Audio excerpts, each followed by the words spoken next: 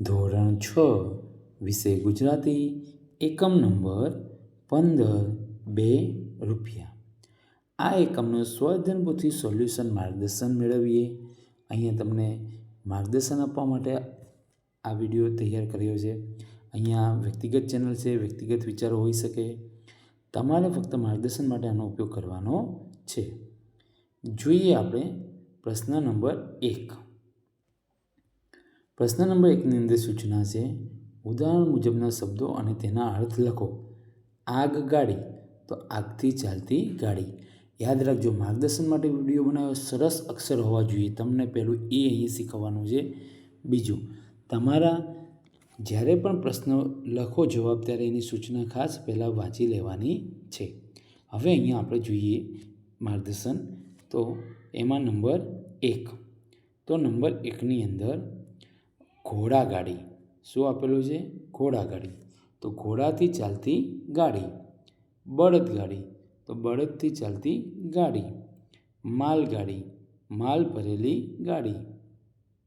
ઊંટગાડી, ઊંટથી ચાલતી ગાડી. સ્લેજ ગાડી, કૂતરા વડે ખેંચાતી ગાડી. આગળ જોઈએ પ્રશ્ન નંબર 2. પ્રશ્ન નંબર 2ની અંદર સૂચના છે, શબ્દ સમૂહ માટે એક શબ્દ લખો. હંમેશા યાદ રાખો, કોઈ પણ પ્રશ્નનો જવાબ લખો એના પહેલાં એની સૂચના ખાસ વાંચી લેવી, જેનાથી ક્યારે પણ આપણને ભૂલ ના થાય અને યોગ્ય સમયસર અને સાચો જવાબ આપણે આપી શકીએ. જોઈએ માર્ગદર્શનમાં નંબર 1. ગરીબ પર દયા કરનાર દીનદયાળ. ગરીબ પર દયા કરનાર દીનદયાળ. મુસાફરી કે કામના સ્થળે સાથે લીધેલું ખાવાનું ભાતું. નંબર 3. એક જાતનું રંગીન કે ભાતી ઘર પાથરણું શેતરંજી. નંબર 4. કપડાં સીવનાર વ્યક્તિ દરજી. પાણીનું માટલું કે વાસણ મૂકવાની જગ્યા પાણિયારું. આગળ જોઈએ પ્રશ્ન નંબર 3. પ્રશ્ન નંબર 3ની અંદર સૂચના છે, કોણ બોલે છે તે લખો. જો તમે સૂચના વાંચ્યો, ફક્ત કોણ બોલે છે તે જ, કોને કહે છે એવું નથી. જોઈએ આપણે નંબર 1. દરેક જણ 2 રૂપિયા લાવજો. મોટી બહેન. કેમ બેટા, આજે મોઢું પડી ગયું છે? બા. હશે, ઉજાણીમાં નહીં જવાય તો શું થયું? આનંદી. નંબર 4. નક્કી આ નોટ ભગવાને જ મૂકી હશે. આનંદી. નંબર 5. તું સાચું બોલતી એનું ઇનામ. ડૉક્ટર. પ્રશ્ન નંબર 4. પ્રશ્ન નંબર 4ની અંદર સૂચના આપી છે કે આપેલા વાક્ય ખરા છે કે ખોટા તે લખો. જોઈએ એમાં નંબર 1. માણેકલાલ ગમે તેમ કાતર ચલાવી કપડું નકામું બનાવી દેતા. સાચું. મંગુબાઈને 2 રૂપિયાની નોટ ખોવાઈ ગઈ હતી. સાચું. નંબર 3. આનંદીએ ખિસ્સામાંથી 2 રૂપિયાની નોટ કાઢી ડૉક્ટરના હાથમાં મૂકી. સાચું.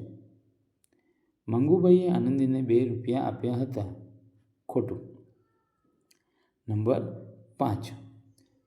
આનંદીએ ઉજાણીને 2 રૂપિયા મોટા બહેનને આપ્યા. ખોટું. પ્રશ્ન નંબર 5. પ્રશ્ન નંબર 5ની અંદર સૂચના આપી છે કે ઘટનાક્રમ પ્રમાણે ગોઠવો. જે ઘટનાઓ બની હોય એ મુજબ ગોઠવવાનું. તો આપણે દરેક જણ 2 રૂપિયા લાવજો એ પહેલા નંબરની ઘટના છે.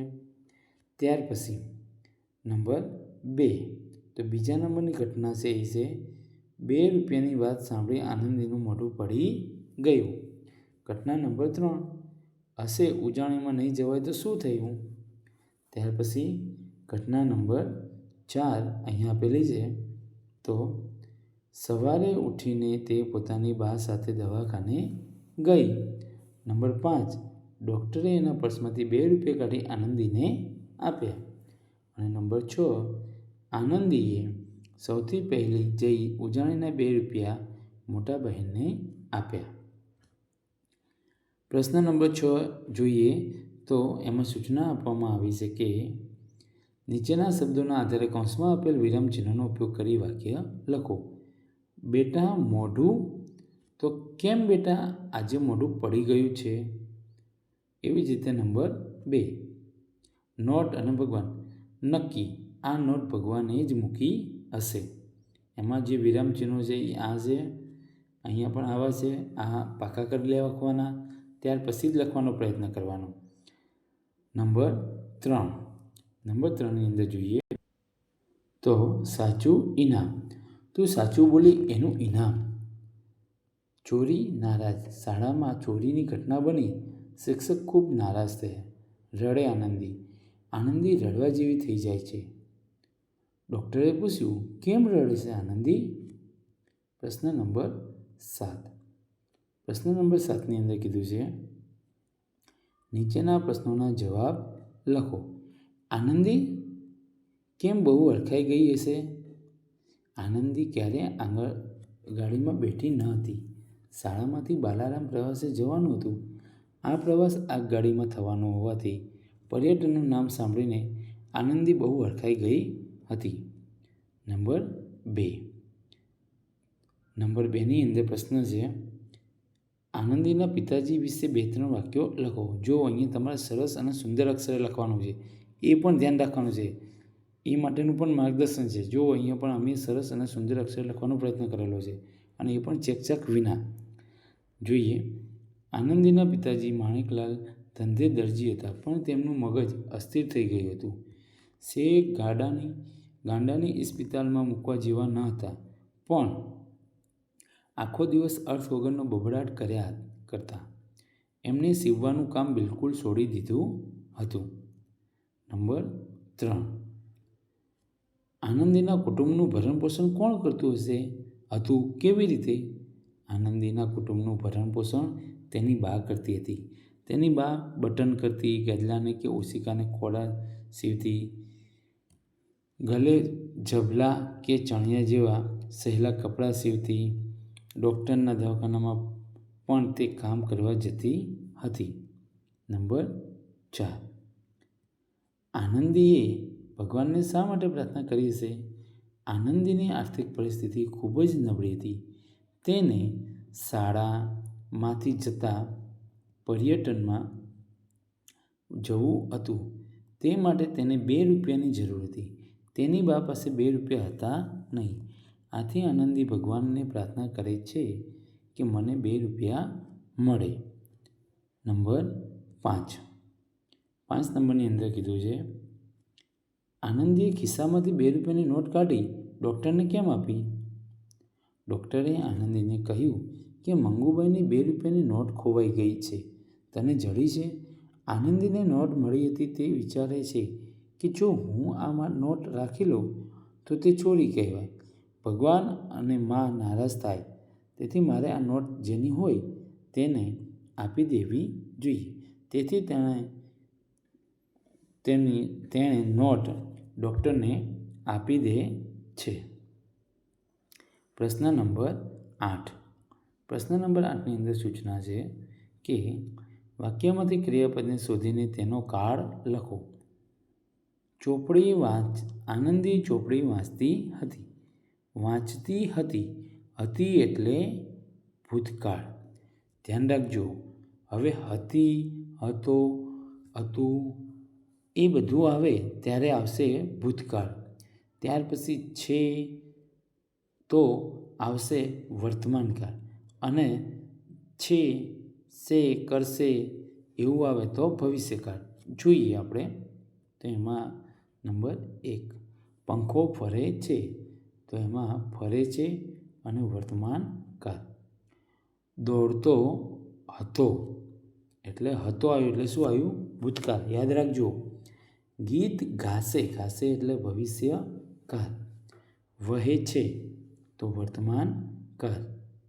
નાચતી હતી તો ભૂતકાળ. કરશે તો ભવિષ્ય કાળ. પ્રશ્ન નંબર 9. પ્રશ્ન નંબર 9ની અંદર સૂચના છે કે પાત્ર પરિચય લખો. આનંદી. જોઈએ, આ જે પાત્ર છે એનો પરિચય તમે તમારા શબ્દોમાં લખી શકો. આ તમને નમૂના રૂપ આપવામાં આવ્યો છે. જોઈએ તો આનંદી. આનંદી 3જા ધોરણમાં અભ્યાસ કરે છે. આનંદીની ઘરની પરિસ્થિતિ ખૂબ જ ગરીબ છે.